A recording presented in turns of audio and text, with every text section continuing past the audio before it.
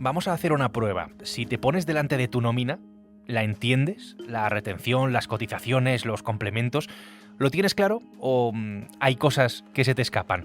Y subo la apuesta, la joya de la corona de la cultura financiera de andar por casa, la factura de la luz. Es complicada, tampoco nos vamos a engañar, pero cuando la lees, ¿sabes realmente por qué te cobran lo que te están cobrando? En el mundo al día, ¿cómo entender la factura de la luz y otras cosas básicas que debes saber sobre tu economía? Soy Javier Atard y hoy es miércoles, es 22 de mayo. El Mundo al Día, un podcast del Mundo. Mi compañero Guillermo del Palacio ha hecho una radiografía de la cultura financiera de los españoles, de nosotros. Lleva tiempo investigando este asunto. Hola, Guille, ¿qué tal? Hola, Javi, ¿qué tal? Guille, los españoles, en términos generales y en la media, no tenemos demasiada educación financiera. No mucha. No estamos entre los peores puestos en la Unión Europea, pero deberíamos estar un poquito más arriba. En distintos informes, estudios que se han hecho, la verdad es que se ve que tenemos bastantes lagunitas, ¿no? Pues no somos capaces de responder a las preguntas que se hacen correctamente. Preguntas que plantea el Banco de España en su última encuesta de competencias financieras. Preguntas como esta, por ejemplo, son 3, esta es, digamos, la primera. 5 hermanos reciben un regalo de 1.000 euros en total que se reparte a partes iguales entre ellos.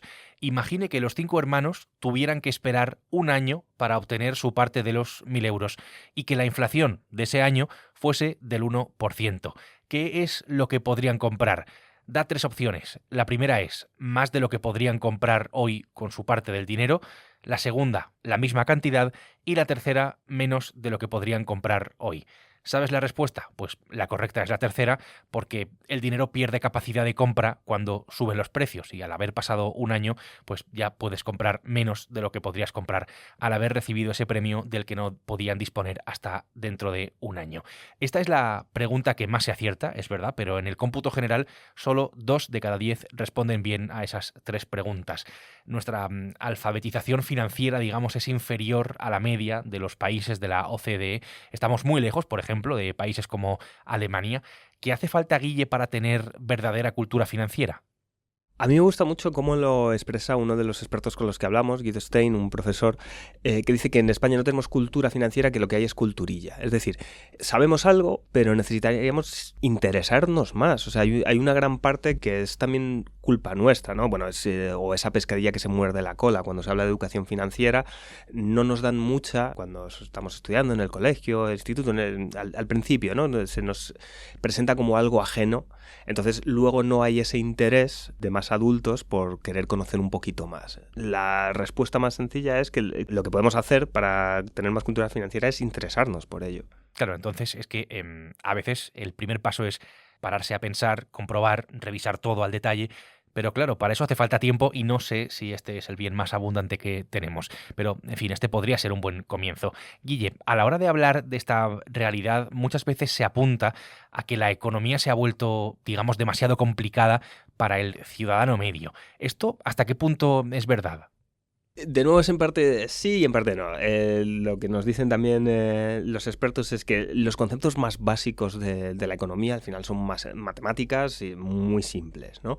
Pero luego sí que es cierto que igual no es que la economía se haya hecho más complicada, sino que tenemos acceso a mensajes que nos venden como algo muy simple productos que son muy complejos. Y yo creo que el ejemplo más evidente son las criptomonedas. Seguro que muchos oyentes, o tú o yo, tenemos amigos que en algún momento nos han dicho que se iban a meter en eso, que iban a invertir, porque lo único que recibían era un mensaje, una gráfica, ¿no? De nuevo esta matemática simple que subía, ¿no? De estaba aquí, ahora está aquí y no deja de subir. Pues claro, tú dices, voy a meter dinero en eso porque me va a generar dinero, pero la realidad es que no, la realidad es que es un producto muy complejo y que incluso para venderlo después, con tener esa idea, ¿no? De que cuando va mal venderlo es más difícil, pues no tenemos ese conocimiento.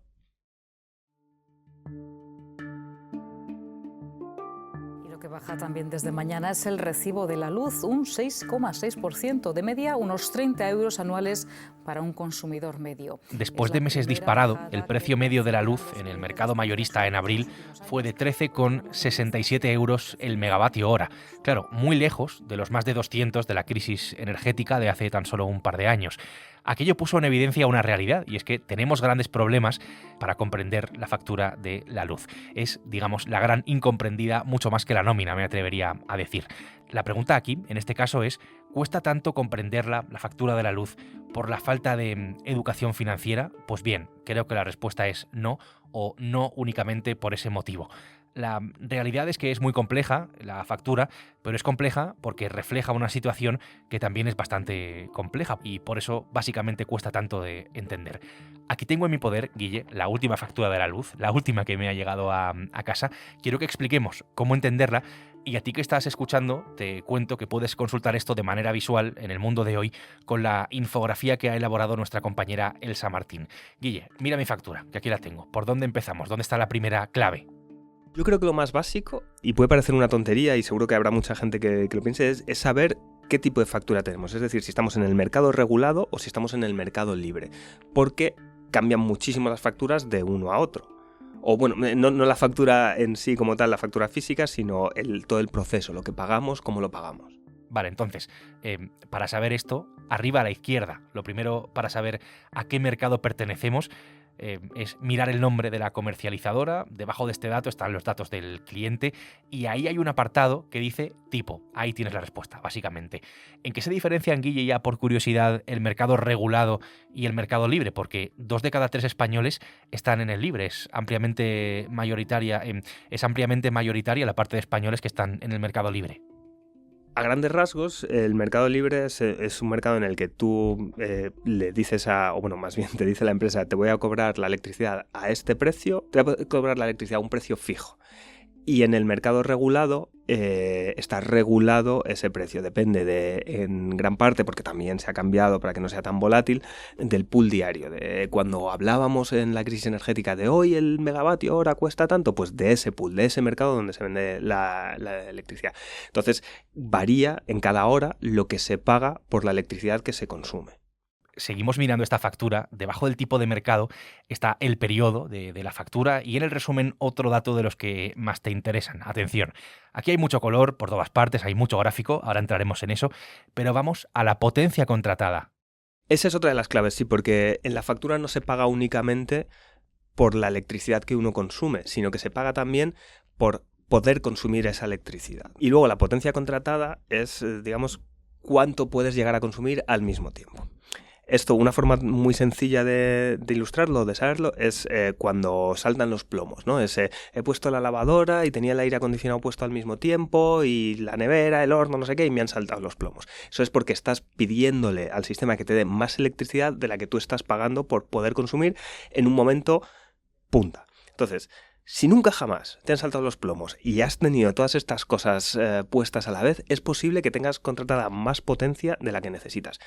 Pero también puede ocurrir al revés. Si te saltan constantemente los plomos en cuanto enciendes una lamparita y un no sé qué, puede ser que tengas menos potencia contratada de la que necesitas. Esto es interesante, no sabía que ocurría, ¿no?, en esos casos. En todo caso, Guille, no confundir potencia contratada, de la que hablamos, con energía consumida, que es otro dato también importante. Hablemos ahora de todo por lo que pagamos, porque no solo lo hacemos por la potencia contratada, decíamos.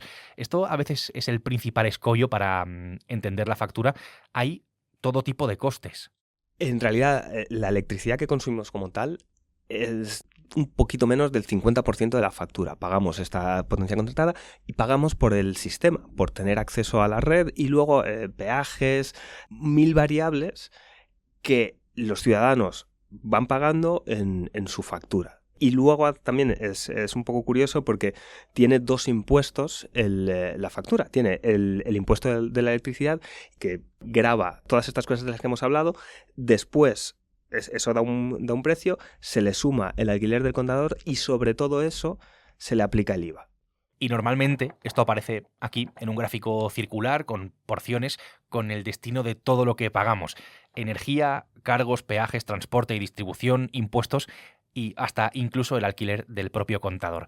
Otra de las cosas más llamativas, Guille, y que más información te puede dar a ti, a mí, a todos, es un gráfico de barras. Aquí está, fíjate, distintos colores con la información de los consumos por tramos, las horas punta y las horas valle, dónde pagas más y dónde pagas menos. Esto es bastante revelador. Esto es la forma que tiene el mercado de llevar el consumo a los momentos en los que más le merece la pena que se haga. Creo que la forma más sencilla de visualizarlo es con la solar fotovoltaica. Esta es una energía que obviamente se genera la electricidad en unas horas concretas del día, que es cuando hay el sol, cuando sale, cuando es potente. Entonces, a esas horas la producción de electricidad es mucho mayor, pero sin embargo suele coincidir con las horas en las que el consumo es menor, porque es cuando estamos trabajando, porque es cuando no estamos poniendo la lavadora. Entonces, por eso ese es el tramo, digamos, ese es el tramo en el que es más barato, porque el mercado lo que quiere es que consumas esa hora, porque es lo mejor para todos, porque se descongestiona la red en momentos en los que cuando llegamos a casa a las 8, ya si justo no hay sol y ponemos todos la lavadora, estaríamos colapsando la red. Entonces, la idea de los tramos es dar una señal de mercado, es decir, a esta hora es más barato que consumas porque es lo mejor, digamos, para todos. Me llama la atención de esta factura aquí que hay un QR, uno de esos códigos que ahora pues utilizamos hasta para acceder a la carta en un restaurante. Esto aquí, Guille, este QR, este código, ¿a dónde nos lleva? Pues yo creo que es una cosa muy interesante y que resume muy bien todo esto. El QR es de la CNMC y permite que accedas a su comparador de facturas. Te permite de una forma muy sencilla en tu propia factura saber si puedes irte a otra compañía para pagar un poquito menos. Y por último, por ahí en tu factura, imagino que destacado, como aquí lo estoy viendo, el precio, ¿no? Lo que tienes que pagar pues al final, ¿no? de todo esto. Así es como podemos leer la factura de la luz. Estas son las claves. Guille, sabiendo esto y de cara al futuro, ¿no? Mirando al futuro, ¿qué podemos hacer para paliar ese problema del que hablábamos con la cultura financiera más allá de la factura?